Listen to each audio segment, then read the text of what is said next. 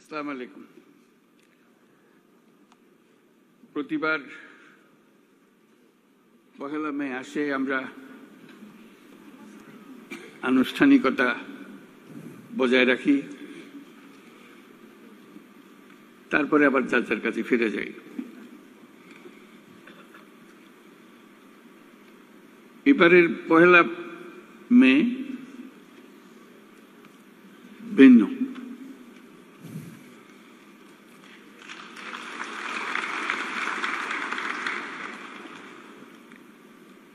সেটা তো অভ্যুত্থানের মাধ্যমে যে সুযোগ আমাদের সৃষ্টি হয়েছে, সেই সুযোগ এই পরিস্থিতির আয়োজন করে দিয়েছে আমাদের কাছে।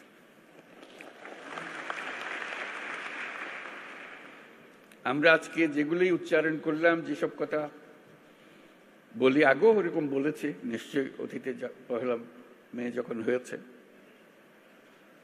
কিংবা এবারের অর্থ ভিন্ন। এই জন্য ভিন্ন, আমরা এই প্রতিশ্রুতি নিয়ে সরকার যাত্রা শুরু করেছে, যেটা ছাত্র, শ্রমিক এবং জনগণের অভ্যুত্থানের মাধ্যমে যেটা আকাঙ্ক্ষা সৃষ্টি হয়েছে, নতুন বাংলাদেশ করা। এই নতুন বাংলাদেশ হবে না যদি শ্রমিকদের অবস্থা পুরনো বাংলাদেশের মধ্যে থেকে যায়।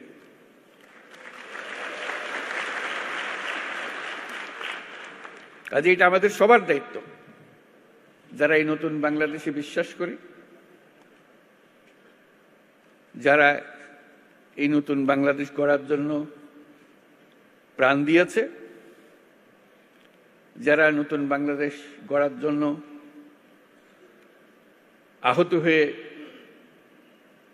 জীবনের সংগ্রামে রত আছে, আর যারা তাদের প্রতি সমর্থন দিয়েছে। এটা আমাদের দায়িত্ব এবং একই সঙ্গে এটা আমাদের মস্ত বড় সুযোগ।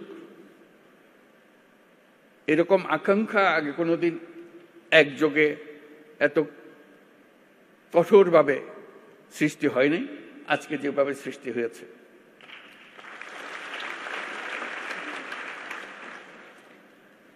শ্রম সংস্কার কমিশনের চেয়ারম্যান সাহেব খুব সুন্দর করে আমাদের যত আকাঙ্ক্ষা নতুন বাংলাদেশের শ্রমিকদের কি হবে সেগুলো তুলে ধরেছেন তাদের কমিশনের রিপোর্টে, এবং সেটা উনি ভালো করে বুঝিয়ে দিয়েছেন। এটা শুধু শ্রমিকদের পক্ষ থেকে বলার কথা না,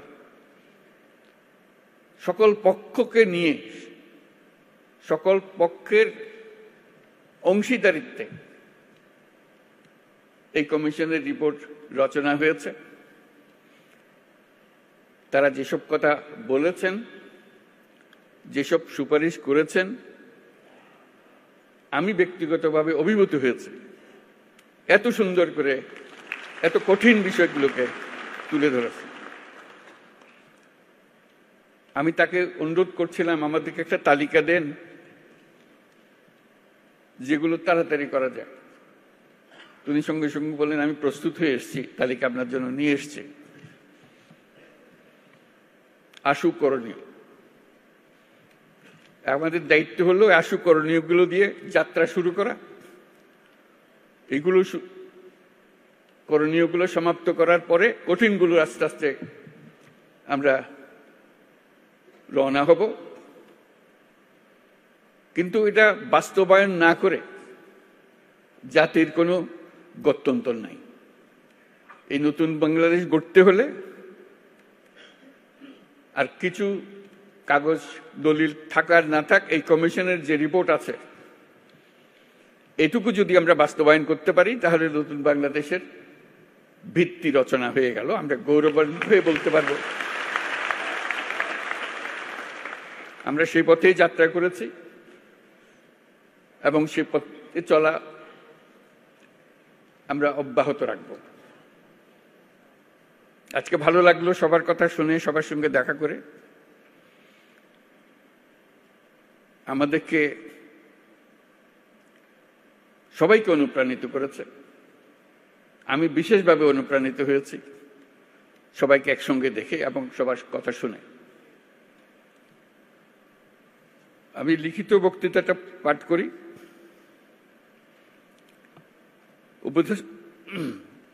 উপদেষ্টা পরিষদের সদস্যবৃন্দ, কূটনীতিকবৃন্দ, ইয়োর এক্সেলেন্সিজ, আইএলও সহ বিদেশি সংস্থার প্রতিনিধিবৃন্দ, শ্রমিক ও মালিক সংগঠনের নেতৃবৃন্দ, সাংবাদিকবৃন্দ এবং উপস্থিত সম্মানিত সুধী, আজ মহান মে দিবস। বিশ্বের শ্রমজীবী মানুষের সাথে সংহতি প্রকাশের এক ঐতিহাসিক গৌরবময় দিন। দৈনিক ৮ ঘন্টা শ্রম, ন্যায্য মজুরি ও শ্রমের মর্যাদা আদায়ের লক্ষ্যে 1886 সালের 1 মে মার্কিন যুক্তরাষ্ট্রের শিকাগো শহরে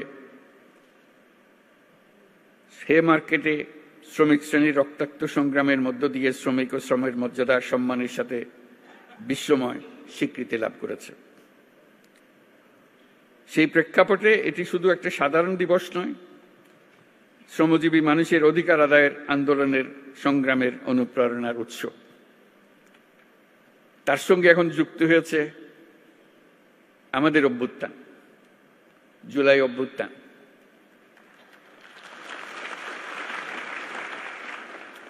এই জুলাই অভ্যুত্থানের কনটেক্সটে 1 মে আবার নতুন বার্তা নিয়ে আমাদের কাছে আসলো। এবার আমরা তার অন্তর্নিহিত যে বার্তা, সেটা প্রতিষ্ঠিত করার প্রতিশ্রুতি নিয়ে আমাদের যাত্রা। শ্রমজীবী মানুষের অধিকার ও মর্যাদা রক্ষার ঐতিহাসিক এই দিনে যাদের আত্মত্যাগ ও রক্তের বিনিময়ে শ্রমিক অধিকার স্বীকৃতি পেয়েছে, তাদের সহ দেশের সকল মেহনতি মানুষের প্রতি রইল বিনম্র শ্রদ্ধা ও কৃতজ্ঞতা। এই মহান দিনে আমি গভীর শ্রদ্ধার সাথে স্মরণ করছি সেই সকল শ্রমজীবী মানুষের যারা 24শে জুলাই গণ অভ্যুত্থানে নিহত হয়েছেন। এই বছর 1 মে এক অনন্য তাৎপর্যের দিন, কারণ মহান মে দিবসের পাশাপাশি একই সঙ্গে আমরা জাতীয় পেশাগত স্বাস্থ্য ও সেফটি দিবস 2025 পালন করছি। শ্রমিক মালিকের সুসম্পর্কের মাধ্যমে দেশের অর্থনীতিকে এগিয়ে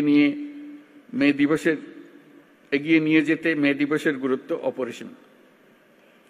এই বছর মে দিবসের প্রতিপাদ্য শ্রমিক মালিক এক হয়ে গর্ব এ দেশ নতুন করে।